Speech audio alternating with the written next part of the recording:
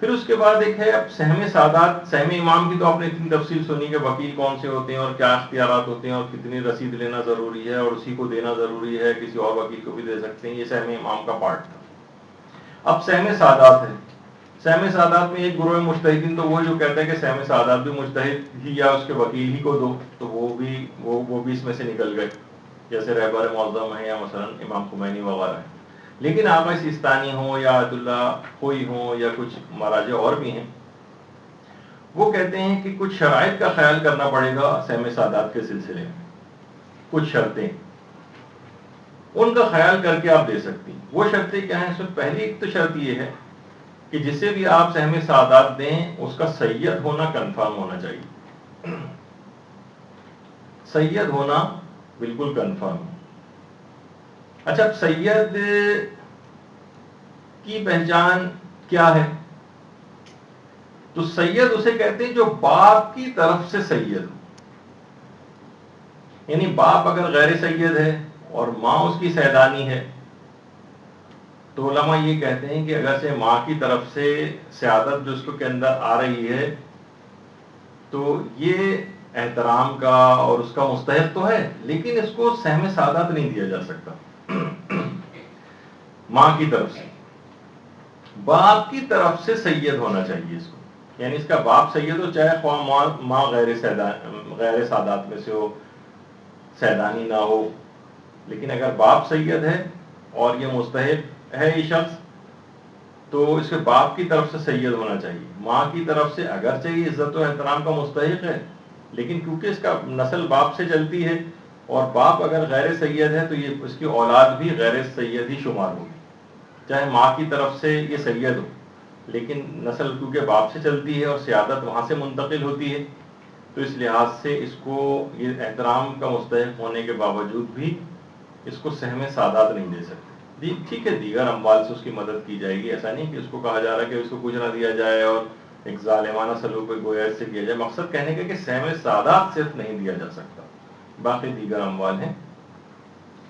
اچھا, اب آپ کو اطمینان ہونا چاہیے کہ یہ سید ہے, یقین یا اطمینان. اگر آپ کو یقین اور اطمینان نہیں ہو رہا ہے تو پھر آپ اس کو سہم سادات نہیں دے سکتے. ایک بار خود میں دھوکہ کھا چکا ہوں, یعنی کنفرم تھا مجھے بالکل کہ فلاں شخص صاحب سید ہے, اور جب انہوں نے پیسے لے لیے اور کچھ عرصے بعد مجھے انہوں نے بات چیت ہوئی تو پتہ چلا کہ وہ تو سید نہیں, تو وہ گویا ظاہر ہے وہ بھی غریب تھے, پیسے لے کے استعمال کر چکے تھے. تو وہ پھر میں نے بڑی مشکل سے خود ہی اپنے ذاتی پیسے سے ادا کر کے وہ خمس جو ادا کیا کہ بہرحال غلطی میری تھی کہ مجھے یعنی صحیح طور پر, یعنی اگرچہ میں نے اس وقت اطمینان کیا تھا لیکن اگر بعد میں بھی پتہ چلے کہ وہ غلطی ہو گئی تھی آپ سے اطمینان کے باوجود بھی تو آپ کے ذمے وہ رہ جاتا ہے. حل ہاں, وہ دوبارہ اماؤنٹ ادا کرنی پڑے گی, یا تو اس سے واپس لیں کہ بھائی آپ کو غلطی سے چلا گیا, آپ مجھے واپس کر دیں, آپ تو سید ہی نہیں ہیں. لیکن وہ اگر کہے کہ نہیں بھائی میں تو کر کے استعمال کر چکا ہوں, مجھے کیا پتا آپ نے مجھے کیوں سمجھ کے دیا تھا وغیرہ کوئی بھی اس قسم کی بات, تو اس کا ذمہ ادا نہیں ہوگا اور اس کو دوبارہ نکالنا پڑے گا. وہ غلطی آپ کی تھی, یا تو آپ مجتہد کے وکیل تک پہنچا دیتے تو پھر آپ کا مسئلہ سالو تھا, وہ وہاں سے غلطی ہو جاتی تو آپ ذمہ دار نہیں تھے. لیکن کیونکہ آپ نے یہ اپنی ذمہ داری اپنے ناتواں کاندھوں کے اوپر اٹھا لی تھی جسے میں نے اٹھائی تھی, تو پھر آپ کو یہ برداشت کرنا پڑے گا یہ والی چیز. اچھا, اب اطمینان اگر نہیں ہو رہا ہے آپ کو تو پھر آپ نہیں دے سکتے. اچھا, اب یہ غلطی, اچھا لوگ عام طور پر ہم نے دیکھا ہے کہ لوگ علماء سے بڑے بدگمان ہوتے ہیں.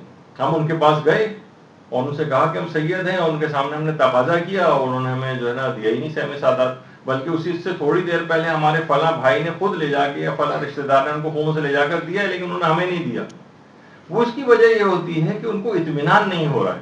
دیکھیں, اطمینان ہر شخص کا ایک ذاتی ایک وہ ہوتا ہے, یعنی ایسا نہیں ہے کہ وہ مجتہد کا کوئی وکیل ہے اس کے پیسے کے اوپر جو ہے نا وہ عام طور پر لوگ بدگمانی کا شکار بہت زیادہ ہوتے ہیں. کتنے علماء ہیں باقاعدہ ان کے پاس آنا جانا رہتا ہے, خود ہمارے مولانا غلام علی وزیری صاحب وہ کہتے ہیں کہ لوگ آ کر ہم پہ ناراض ہوتے ہیں, ہمیں اطمینان ہو ہی نہیں. پہلی دفعہ اس آدمی کو دیکھ رہے ہیں, کوئی بھی آ کے کہہ رہا ہے کسی دوسرے علاقے کا آ کر کہ میں سید ہوں, میری امداد کریں, میرے ساتھ یہ مسئلے ہیں, ہمیں اطمینان ہی نہیں ہو رہا کہ سید ہے یا نہیں. بعض اوقات کوئی پرانے بوسیدہ کاغذ پہ پتہ نہیں کس کس سے لکھوا کے لے آتے ہیں، اس آدمی کا عالم کا بھی ہمیں پتہ نہیں ہوتا کہ جن سے وہ لکھوا کے لے کر آیا ہے یہ افراد کون ہیں. تو اچھا سہم سادات مستحق سادات کا حق ہے، تو اگر ہم وہ اس میں احتیاط نہ کریں تو وہ کیا ہوگا کہ کسی اصل مستحق کا حق مار کے اس مشکوک آدمی کو چلا جائے گا مثلا. اور اس طرح کے بہت افراد ایسے ہیں کہ جو وہ اس طرح کی چیزیں جنہوں نے پلاسٹک کوٹنگ کرائی ہوئی ہوتی ہیں، آپ دیکھیں ان کی سب سے بڑی پہچان یہی ہوتی ہے کہ انہوں نے پلاسٹک، کیونکہ وہ کافی عرصے تک اس لکھے ہوئے کو چلانا ہوتا ہے ان کو، جگہ جگہ 20 جگہ سے وہ اس طرح سے پیسہ دے رہے ہوتے ہیں. تو ظاہر ہے ان کے پاس اتنے زیادہ اس طرح کے کرپشن کے کیسز بھی آئے ہوئے ہوتے ہیں، اتنا زیادہ وہ میری طرح جیسے میں نے کہا کہ دودھ کا جلا پہ چھاچھ پھونک پھونک کے پیتا ہے، تو جو کسی مالی ڈر اس طرح سے پہنچ چکی ہو تو وہ بھی سوچے گا کہ بھائی میں احتیاط کروں ورنہ اپنی جیب سے مجھے پے کرنے پڑ جائیں گے، تو وہ اس کو بہتر سمجھتا ہے کہ اس کو انکار کر دے.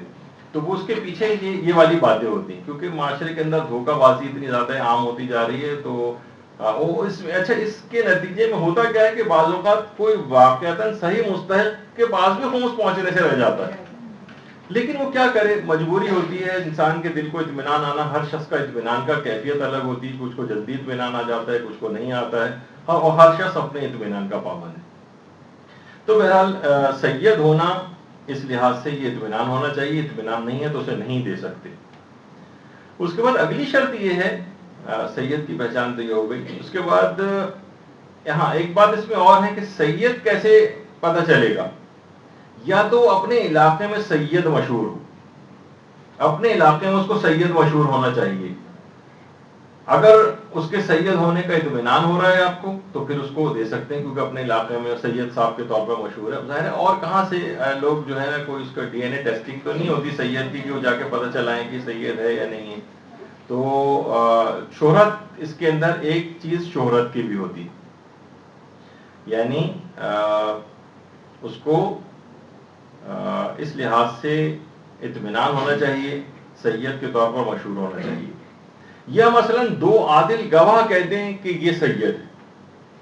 مثلا آپ کسی 2 فرد کو آپ عادل سمجھتی ہیں، ان کی وہ لے آیا آپ کے پاس گواہی کہ انہوں نے کہا ہم جانتے ہیں سید. بس آپ کو اطمینان، عام طور پر عادل کی گواہوں سے اطمینان بھی ہو جاتا ہے. اچھا عادل جب 2 گواہی دے دے تو خواہ آپ کو اطمینان ہو یا نہ ہو آپ ان کی بات مان لیں. ایک فائدہ یہ، یعنی عادل کی گواہی کے بعد اطمینان کا مسئلہ نہیں ہوتا، جب بس وہی چاہے آپ کو اطمینان نہیں بھی ہو تو بھی آپ دے سکتی ہیں. اور تیسری چیز یہ ہے کہ آپ کو خود اس کے سید ہونے کا یقین. مثلا آپ کے دور دراز کے خاندان والا وہ شخص ہے اور آپ کو پتہ ہے کہ نہیں سید تو ہے، آپ کو خود ہی اطمینان ہے تو آپ دے دیجئے اس کو، بشرطہ اور شرطیں بھی پائی جائیں. یا اس علاقے میں سید مشہور ہو یا 2 عادل گواہ کہتے ہیں. اس طرح سے سید ہونے کا اطمینان ہوتا ہے. بس وہ جس کا مطلب ہے آپ کو اطمینان نہیں یہ نہیں، اب یہ ہر ایک کا دیکھا جائے گا. عام طور پر دیکھیں جو جعلی ٹائپ کے سید ہوتے ہیں ان کا عام طور پر پتہ چل جاتا ہے. اور اگر آپ کو پھر بھی مشکوک ہو رہے ہیں کہ بھئی آج کل تو بہت سارے غیر یعنی اوریجنل سید نہیں ہوتے ہیں اور بہت سے جعلی سید بھی آ گئے ہیں، اور کوئی شخص اس طرح سے مانگنے آ رہا تو آپ احتیاط کریں، آپ نہیں دیں سہم سعادت اس کو. یعنی واجب تو نہیں، کسی آپ اور بھی تو مال سے مدد کر سکتی ہیں. صدقے کے اندر دیکھیے یہ والی چیز نہیں ہے. صدقے کے اندر کیا ہوتا ہے کہ آپ چاہے وہ مستحق ہو یا مستحق نہ ہو صدقہ دے سکتی ہیں، آپ کا کام ہو جائے گا، آپ کو بلا دور ہو جائے گی. اچھا آپ میری طرف متوجہ رہیں، آپ نے ڈسکشن شروع کر دیا. تو صدقہ آپ کسی اور مال سے مدد کر دیں، چیریٹی کی نیت سے مدد کر دیں، خیرات کی نیت سے مدد کر دیں، کوئی اور مال اپنا دے دیں. واجب والی چیز اطمینان بخش ہونی چاہیے تو آپ اس کو دے سکتی ہیں ورنہ نہیں دے سکتی. تیسری شرط یہ ہے کہ اس کو شیعہ حسن عشری ہونا چاہیے. بہت سارے افراد کو ہم نے دیکھا ہے کہ فطرے میں بھی خمس کے اندر بھی وہ سیلاب زدگان، زلزلہ زدگان وغیرہ کو خمس بھجوا رہے ہوتے ہیں. حسن عشری ہونا ضروری ہے. حسن عشری ہونا، اگر حسن عشری نہیں ہے تو سہم سعادات میں اس کا حسن عشری ہونا ضروری ہے. یعنی کوئی غیر شیعہ خواہ وہ سید ہی کیوں نہ ہو تب بھی اس کو سہم سعادت نہیں دیا جا سکتا. غیر سعادات سید خواہ یعنی سید کے لیے ضروری کہ وہ حسن عشری ہو. اگر وہ سید ہے لیکن اثنا شرعی نہیں، اس کو نہیں دے سکتے. عام طور پہ لوگ یہ والی غلطی کر رہے ہوتے ہیں. یا مثلا بہت سارے افراد گھر کی جو میڈس اور ماسیاں یا اس طرح کے جو ملازمین ہوتے ہیں ان کے اوپر بھی اس پیسے وہ خرچ کر رہے ہوتے ہیں. یہ نہیں، اس طرح سے کرنے کی اجازت نہیں ہے، سوائے اس کی کہ جب تک کہ ان کا سید اثنا شرعی ہونا پتہ نہ چل جائے. پھر اگلی شرط یہ ہے، چوتھی شرط، کہ اس جس کو دیا جائے اس کو فقیر شرعی ہونا چاہیے. دیکھیے ایک ہوتا ہے فقیر شرعی اور ایک ہوتا ہے فقیر عرفی. فقیر عرفی تو وہ ہے جو روڈوں وغیرہ کے اوپر آپ دیکھ رہی ہیں اور مانگتے پھر رہے ہیں، یہ عرفی فقیر ہیں، عام طور پہ لوگ ان کو فقیر کہتے ہیں. اور ایک ہوتا ہے فقیر شرعی. فقیر شرعی وہ ہوتا ہے کہ ایسا نہیں ہے کہ اس کے پاس کچھ بھی نہیں ہوتا ہے، یعنی وہ کھا رہا ہے، کما رہا ہے، گھر میں رہ رہا ہے، ہو سکتا ہے اس کے پاس گاڑی بھی ہو سکتا ہے اس کے پاس موٹر سائیکل بھی ہو سکتا ہے کہ وہ آپ کو بظاہر اچھا نظر آئے، لیکن اس کے ذاتی جائز اور اخراجات جو ہیں وہ اس کی آمدنی سے زائد ہیں. کیونکہ بعض اوقات دیکھیے کچھ ایسا بھی ہوتا ہے کہ یعنی وہ اس کا اپنا خرچہ اور اس کے جو ڈیپینڈنٹس ہیں ان کا نان و نفقہ ملا کر، ابھی آ رہی ہیں چیزیں ساری، کہ جو اپنا اور اپنے وہ ڈیپینڈنٹ جو کہ اس کے زیر نگرانی زیر کفالت ہیں، ان سب کا خرچہ وہ پورا نہیں کر پا رہا. یعنی اس کی ہو سکتا ہے کہ اس کی آمدنی، دو افراد میں آپ کے سامنے رکھوں، مثلا ایک آدمی ہے اس کی تنخواہ مثلا 50,000 روپے، دیکھا جائے تو یہاں کے ایک عام مڈل کلاس گھرانوں کے اعتبار سے 50,000 اچھا ایک شمار ہوتا ہے. لیکن کیا ہے کہ وہ اس میں دو افراد ہیں. ایک سمجھے کہ پہلا فرد یہ کہ اس کی اتنی آمدنی ہے لیکن 8-10 گھر کے افراد ہیں. اچھا اب ان 8-10 جو گھر کے افراد ہیں ان میں ان سب کا کھانا، اتنی بڑی اس کی مثلا فیملی ہے، گھر کا کرایہ بھی دیتا ہے، وہ کچن کا خرچہ بھی چلتا ہے، دوائیں اور علاج بھی اسی کے اندر ہوتا ہے، یوٹیلیٹی بلز بھی اسی کے اندر اسے پے کرنے پڑتے ہیں، بچوں کی اسکولوں کی فیسیں بھی دینی پڑتی ہیں. تو اب اس کا مثلا خرچہ ہو رہا ہے 60,000 اور آمدنی ہو رہی ہے 50,000. تو آپ یہ نہیں کہہ سکتے بھائی دکھاؤ تمہاری آمدنی کتنی ہو، دکھا دے گا آپ کو واچرز لا کے اپنے سیلری کی 50,000 ہے، لیکن اس کا خرچہ مثلا 60,000 بن رہا ہے اور ہر مہینے اس کو 5-10 ہزار ادھر ادھر سے لینے کی ضرورت پیش آ جاتی ہے. اب یہ شخص فقیر شرعی کہلائے گا. یعنی اس کے اندر کوئی وہ نہ کرے کہ زبردستی اپنے غیر ضروری اس نے خرچے بڑھائے ہوئے ہیں اور وہ اسراف کر رہا ہے اور اللہ تللے کر رہا ہے اور مثلا فلمیں دیکھنے کے لیے جا رہا ہے اور اپنا خرچہ اس طرح سے نہ، وہ جائز خرچہ، یعنی ایک تو ہوتا ہے ناجائز خرچہ اور ایک ہوتا ہے جائز خرچہ آرام سے جو وہ جس میں اپنے گھر کا جو وہ گزارا کر سکتا ہے، اس سے یعنی پورا کھینچتان کے بعد بھی کچھ پیسے اس کو لینے پڑ جاتے ہیں، مشکلات کا شکار ہو جاتا ہے، تو اتنی اماؤنٹ اس کو دی جا سکتی. اچھا اس کے مقابلے میں ایک دوسرا شخص ہے، مثلا وہ شوہر و بیوی دونوں رہتے ہیں، مثلا اولاد نہیں ہے یا ابھی اتنے زیادہ اس کے وہ نہیں ہے، 25,000 سیلری ملتی ہے اور 20,000 میں گزارا ہو جاتا ہے، اس کو نہیں دیا جا سکتا. یعنی 50,000 والے کو دے سکتے ہیں کیونکہ اس کی فیملی بڑی ہے، ڈیپینڈنٹ کا خرچہ زیادہ ہے اور اس طرح کے بہت سارے معاملات آ گئے ہیں اس کے ساتھ، تو اس کو زیادہ سیلری ہونے کے باوجود بھی کیونکہ اس کی آمدنی اس کے اخراجات سے کم ہے، خرچے زیادہ ہو رہے ہیں اس کے، جائز اخراجات اسراف وغیرہ نہیں، اس کو دیا جا سکتا ہے. اور جس کی آمدنی اس سے آدھی بھی نہیں ہے لیکن اس کے خرچے بھی اتنے نہیں ہیں، اس کے ڈیپینڈنٹس کی تعداد بھی اتنی نہیں ہے، وہ جس علاقے کے اندر رہتا ہے مثلا وہاں پر بھی یہ والا یعنی اتنے زیادہ اس کو خرچوں وغیرہ کا مسئلہ نہیں ہے اور اس کا اس میں گزارا ہو جاتا ہے، اس کو نہیں دیا جا سکتا مثلا. تو یہ اس میں ان چیزوں کو دیکھا جاتا ہے عام طور پر. اچھا اب فقیر عرفی اور فقیر شرعی میں فرق آپ کو پتہ چل گیا ہوگا، کیونکہ فقیر عرفی جو یہ عام روڈوں پہ جو مانگتے پھر رہے ہیں ان کو اگر آپ دیکھیں تو یہ تو بڑے مالدار بھی ہوتے ہیں، یعنی اس لحاظ سے آپ دیکھیں ایک دن کے اندر، یعنی کسی جگہ اخبار میں پڑھ رہا تھا کسی فقیر وغیرہ کا انٹرویو کہ وہ آرام سے 40 سے 45 یا 50,000 روپے مہینہ کما لیتا ہے. تو اس سے آپ اندازہ لگائیں کہ بہرحال اور اس طرح سے ان کی وہ اتنی تعداد فقیر جو ہے نا وہ اولاد کے لحاظ سے بھی بڑھاتے ہیں، انہیں پتہ ہے کہ ہر شخص اتنا کما کے لے کر آئے گا. تو جو فقیر شرعی ہوتا ہے جس کے اخراجات اس کی آمدنی سے زیادہ ہوتے ہیں، اس کو کہتے ہیں. اگلی شرط یہ ہے کہ وہ آپ کا واجب النفقہ نہ ہو سید. مثلا شوہر ہے, وہ اپنی اس کا نان و نفقہ اس کی بیوی کا اس کے شوہر کے اوپر واجب ہے. اب یہ سوچ رہا ہے کہ مجھے خمس تو نکالنا ہی ہے, بیوی میری سیدانی ہے, سہم سادات سے میں اس کو دے دیتا ہوں. نہیں, یہ نہیں کر سکتے, آپ کا واجب النفقہ نہیں ہونا چاہیے. آدمی سوچے کہ مثلا میں خمس تو نکال رہا ہوں, اس سے اپنے سید بچوں کی فیسیں پے کر دیتا ہوں. نہیں, یہ نہیں کر سکتا. بچے آپ کی اس کے اندر ہیں, آپ کے واجب النفقہ ہیں. اچھا, اب یا مثلا کوئی کہے کہ بیوی کی بیماری پر میں خمس خرچ کر دوں سیدانی پر. نہیں, یہ نہیں کر سکتا. کوئی جن کے ماں باپ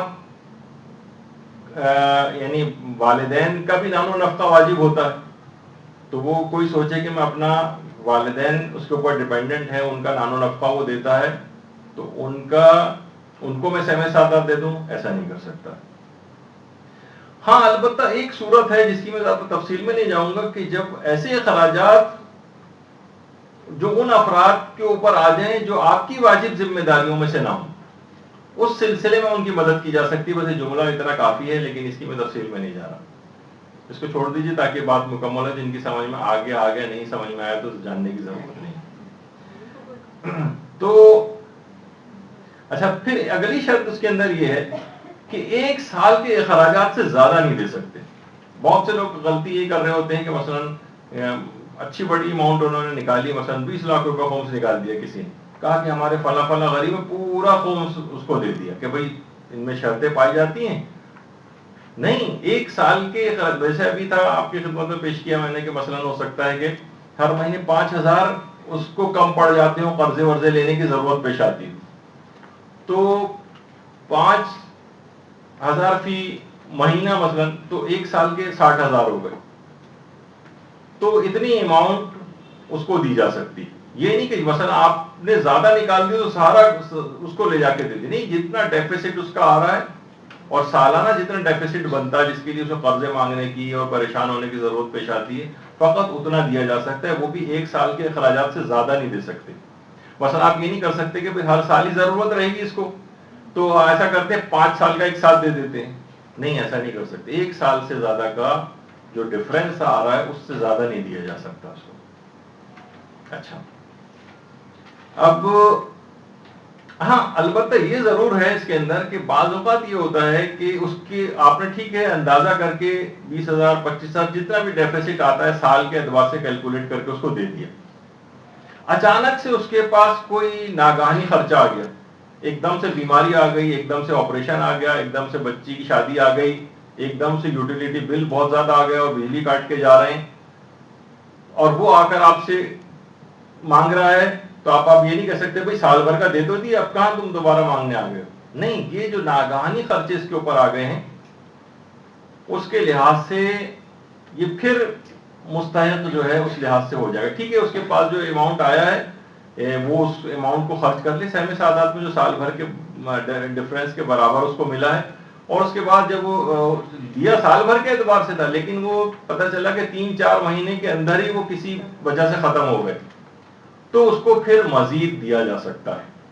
اگر کوئی اس طرح کی کوئی صورتحال پیش آ گئی کہ اس کو مزید کی ضرورت پیش آ گئی ہے, تو اب آپ یہ نہیں کہہ سکتے کہ بس آپ کو دے دیا تو 1 سال کا اسی میں گزارا آپ کو کرنا چاہیے تھا. نہیں, اس کے ساتھ یہ مسئلے پیش آ گئے, وہاں اس سے پیسے خرچ ہو گئے اس کے, اب یہ پھر مستحق ہو گیا ہے, تو وہ اس کو دیا جا سکتا ہے 1 سال کا. اچھا, اب اگلا پھر اس میں 7واں صورتحال یہ بنتی ہے, 7ویں شرط یہ بے نمازی نہیں ہونا چاہیے اس سید کو. ایک تو اس شرط کو بیان کرتے ہوئے بھی آدمی یعنی اس کو رونا آ جائے کہ سید ہو کر آل رسول ہو کر بے نمازی ہے, بے نمازی نہ ہو. اچھا, خواہ کھلا بے نمازی ہو, خواہ چھپ, آپ کو علم ہے, آپ کا رشتہ دار ہے, آپ کو پتا ہے کہ یہ نماز نہیں پڑھتا, تو چاہے وہ کھلا اس کا اظہار نہیں کرتا ہے, لیکن آپ کو پتا چل گیا کہ بے نمازی, اس کو سہم سادات نہیں دے سکتے. ایسے افراد کو باقاعدہ بتانا چاہیے کہ دیکھو یعنی تم سادات میں سے ہو, تمہارا یہ حق تھا اور تمہیں حق تمہارا تم تک نہیں پہنچ رہا کہ تم نے اپنی ایک کمی کی وجہ سے, اتنے بڑے گناہ کی وجہ سے اپنے حق کو ختم کر دیا. تو ہو سکتا ہے کہ بہت سارے علماء اس طریقے سے ان کو سمجھاتے بھی ہیں، لوگوں کو بھی یعنی اس لحاظ سے بتانے کی ضرورت پیش آتی ہے کہ تم نے خود سے اس سہولت کو اپنے لیے ختم کیا. بے نمازی نہیں ہونا چاہیے، اور 8ویں شرط یہ کہ اسے شرابی نہیں ہونا چاہیے. شرابی، کیونکہ سہم سادات جائے گا صرف سید کو، یہاں پہ بھی اسی کی شرط بیان ہو رہی ہے. یعنی اتنا بڑا گناہ ہے، تم سید ہو کہ تم شراب پی رہے ہو. ایسے شخص کو بھی، اچھا یہ خواہ کھلم کھلا شراب پیے خواہ چھپ کر شراب پیے، آپ کے علم میں اگر آ گیا کہ یہ شراب پیتا ہے، اس کو سہم سادات نہیں دے سکتے.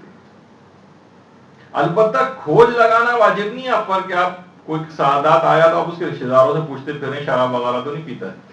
تو پتہ چلا کہ وہ زبردستی ان کے دماغ میں ایک چیز ڈالی جا رہی ہے کہ ہر آدمی مشکوک ہو جائے کہ اچھا اس کا مطلب کہیں نہ کہیں شراب کے لیے اس کی بات مشہور ہوئی ہے، تو اور لوگ بلا نہیں. آپ کو یہ چیز پوچھنی ہے، آپ کے خود علم میں ہو کہ چھپ کر شراب پیتا ہے یا کسی اور ذریعے سے آپ تک اطلاع پہنچ جائے تو اس کو سہم سعادت نہیں دے سکتے. لیکن اس کی تحقیق لوگوں سے کرتے پھرنا ضروری نہیں ہے کہ شرابی ہے یا نہیں. پھر اس کے بعد اگلی شرط یہ ہے، 9ویں شرط، کہ اس کو فاجر نہیں ہونا چاہیے. دیکھیے ایک ہوتا ہے فاسق، فاسق گناہگار ہوتا ہے لیکن اپنے گناہ کو دوسروں کو بتاتا نہیں، چھپاتا ہے، شرماتا ہے، وہ فاسق ہے. فاجر نہیں ہونا چاہیے. فاجر وہ ہے کہ جو اپنے گناہ کو علل اعلان ظاہر کرے. علل اعلان، مثلا اگر کوئی شخص داڑھی کو مونتا ہے، اگرچہ اس کے اندر بھی ایک تھوڑا سا ایک فقہی ایک بحث ہے، لیکن میں اس کو نظر انداز کر رہا ہوں. داڑھی مونڈ رہا ہے، آپ کو پتہ ہے داڑھی مونڈنا تقریباً سارے مجتہدین کے نزدیک احتیاط واجب کی بنا پر جائز نہیں ہے مردوں کے لیے داڑھی مونڈنا. اب وہ خود ہی اس نے داڑھی مونڈ کر علل اعلان، سوائے اس کے کوئی عقلی، طبی یا شرعی مجبوری نہ ہو. مثلا طبی مجبوری بہت سے لوگوں کے ساتھ ہوتا ہے کہ جناب خارش کا کوئی مرض ہے، ویسے میں نے آج تک کوئی دیکھا نہیں ہے لیکن لوگ عام طور پہ کہتے ہیں کوئی اور ایسی بیماری ہے کہ جس میں داڑھی رکھنے سے اس کو مثلا پسینہ آتا ہے، وہاں پہ کوئی اور فنگل انفیکشن ہونے لگتا ہے یا کوئی اور اس طرح کا کوئی مرض اس کو لاحق ہو جاتا ہے. چلیں بالفرض کوئی شرعی مجبوری نہیں ہے، اگر اس کی شرعی مجبوری کی وجہ سے داڑھی مونڈ رہا ہے تو اسے دے سکتے. کوئی طبی مجبوری کی وجہ سے داڑھی مونڈ رہا ہے اسے دے سکتے. کوئی اور ایسی مجبوری ہے کہ بہت اس کا بہت زیادہ معاشرے کے اندر کوئی تقیے کے اندر ہے، مثلا داڑھی نہیں رکھ سکتا، کوئی بھی ایسی وجوہات کی جس کے پاس کوئی عذر موجود ہو. اگر عذر موجود ہے تو پھر تو مسئلہ نہیں، لیکن زیادہ تر کیسز میں ایسا نہیں ہوتا ہے اور وہ ایسے ہی بس فیشن کے طور پر داڑھی کو مونڈ رہا ہے اور نہیں وہ اس نے رکھا تو اس کو بھی نہیں دیا جا سکتا. کھلا گناہ اپنے ظاہر کر رہا ہے. اسی طرح سے کوئی عورت اگر بے پردہ ہے، بے پردہ عورت کو بھی سہم سعادات نہیں دیا جا سکتا. تو اس کو بھی کیونکہ اس نے اپنے گناہ کو خود ہی علل اعلان ظاہر کر دیا، تو اس لحاظ سے اس کی ضرورت ہے. اچھا ہو سکتا ہے اس میں کوئی عورت آپ کو یہ آ جائے کہ بھائی آج کل وائٹامن ڈی وغیرہ کی بڑی کمی ہو جاتی ہے اور سن لائٹ وغیرہ نہیں پڑتی ہے اور کوئی نہ کوئی عذر لے آئیں کہ میں اس وجہ سے پردہ نہیں کرتی ہوں. کوئی بات نہیں، اب اس کے انجیکشن آتے ہیں اور دوائیں آتی ہیں، اس سے اپنی کمی کو پورا کر لیجیے. اور اس کی کیا ضرورت ہے کہ آپ کے بال اور وہی کھلنے ضروری ہیں، آپ اسکارف پہنیں اور پورے دن دھوپ پہ کھڑی رہ کے جب وائٹامن ڈی لیتی رہیں، تو ان کو یہ چیزیں بھی بتائی جا سکتی ہیں. تو اس طرح کے لوگوں نے بہت سے عذر ایجاد کر لی کہ بھائی ہمارے پاس تو طبی عذر ہے، ہمارے ہم نے وائٹامن ڈی کروایا تھا، لیولز کم آئے تھے، ڈاکٹر نے بھی کہا کہ حجاب کرنے سے یہ مسائل ہو جاتے ہیں، تو اس وجہ سے ہم نے اتارا ہوا. نہیں، یہ نہیں چلے گا. اچھا اب اس کو بھی فاجر کی اس کے اندر زمرے میں آ جائے گی. اس کو کھلا گناہ کرنے والا نہیں ہونا چاہیے، فاجر جس کو کہا جاتا ہے. 10ویں شرط یہ ہے کہ وہ سید اس خمس کو حرام کاموں میں خرچ نہ کرے.